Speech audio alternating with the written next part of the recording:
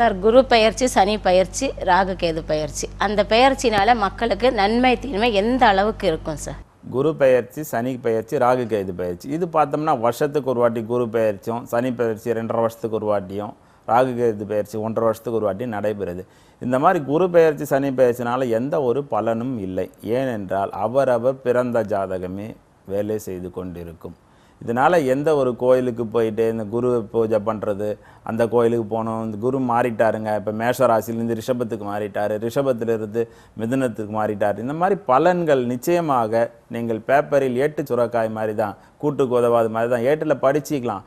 அந்த நட்சத்திரத்துக்கு நல்லா, இந்த ராசிக்கு நல்லா, குரு இந்த மாதிரி 7ல் வந்துட்டா திருமணம் நடக்கும், இந்த மாதிரி 9ஆம் இடத்துல போனால் சொத்து கிடைக்கும், 2ஆம் இடத்துல வந்தால் பணம் கிடைக்கும், இந்த மாதிரி சொல்லிக்கிட்டு இருக்கலாம் பேப்பரில், தவிர சாத்தியப்படாது. அதனால் ஜோதிடம் சில பேர் என்னங்க இந்த பேப்பரில் போகிறது எதுவுமே நடக்கலைன்னா நடக்காது. நடைமுறைக்கு சாத்தியமில்லாத விஷயங்கள். அவரவர் பிறந்த ஜாதகம் அவங்கவுங்களுக்கு ஒரு பர்த் டைம் இருக்குது, டேட் ஆஃப் பர்த் டைம் இருக்குது. அந்த பிறந்த தேதி, மாதம், வருடம் இதையெல்லாம் கரெக்டாக கணக்கிட்டு, நட்சத்திரம் கணக்கிட்டு, துணை கிரகங்கள்லாம் கணக்கிட்டு சொன்னால் தான் ஒரு ஜாதகத்தை முழுமையாக சொல்ல முடியும்.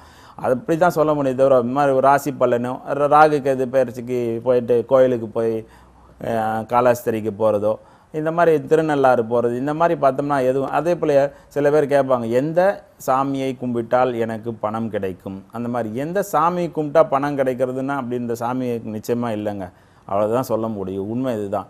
அவங்கவுங்க மன திருப்திக்கு எந்த சாமி வேணால் கும்பிடலாம். சாமி கும்பிடாமல் இருக்கவங்கள பற்றியே கும்பிடுங்கன்னு சொல்ல மாட்டேன், இல்லை கும்பிட்றவங்கள கும்பிடாதீங்கன்னு சொல்ல. அவ்வளோ விருப்பம். உங்களுடைய ஜாதகத்தில் அமைப்பு இருக்க வேண்டும், நல்ல தசை நடக்க வேண்டும், நல்ல புத்தி நடக்க வேண்டும். அந்த மாதிரி நடந்தால் தான் உங்களுக்கு பணம் வருமே தவிர, தொழில் மேன்மையடைமே தவிர எந்த சாமியை கும்பலாம். அவரவர் விருப்பம். நீங்கள் எந்த சாமியை நீங்கள் இந்துவாக இருங்கள், முஸ்லீமாக இருங்கள், கிறிஸ்டின், அவரவர் விருப்பம். நீங்கள் கும்பிடுங்கன்னு சொல்கிறதுக்கு ஆள் இல்லை, நீங்கள் கும்பிடாதுங்கன்னு சொல்கிறதுக்கு ஆள் இல்லை.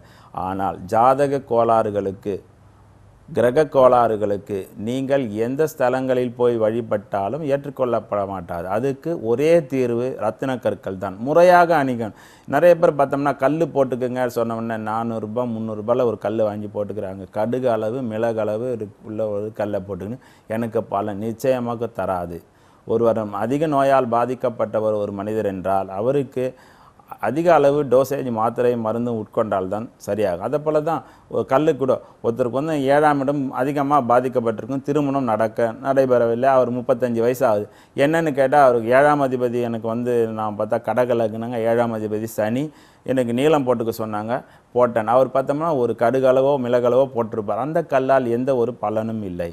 அது கரெக்டான அளவு 3 கேரட் அளவோ அது ஜாதகத்தில் நட்சத்திரம் துணை கிரகங்கள்லாம் பார்த்து இது சரியில்லாமல் இருந்தால் எந்த அளவு ரத்தின கற்களை அணிய வேண்டும், அது எந்த மாதிரி நீரோட்டம் உள்ள கல்லை பார்த்து வாங்கி அணியணும். இந்த ரத்தின கல்லை போகிறதுல நிறைய விளம்பரங்களும் வந்தாச்சு.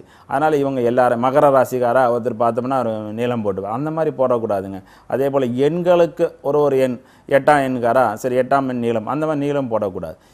அவரவர் ஜாதகத்தை ஆராய்ந்து, ஒருவருக்கு தொழில் சரியில்லை என்றால் 10ஆம் அதிபதியோட கிரகத்தோட கல்லும், 7ஆம் இடம் திருமணஸ்தானம் நல்லா இல்லைன்னா 7ஆம் அதிபதியோட கல்லும், குடும்பஸ்தானம் 2ஆம் அதிபதி நல்லானா 2ஆம் அதிபதியோட கல், இந்த மாதிரி இந்த ரத்தினங்களை தேர்ந்தெடுப்பது கூட உங்களுக்கு நட்சத்திரம் துணை கிரகம் ஒத்துழைக்க வேண்டும். அதை பார்த்து தான் அணிய வேண்டுமே தவிர வேறு எந்த ஒரு மெத்தட்லையும் அணியக்கூடாது.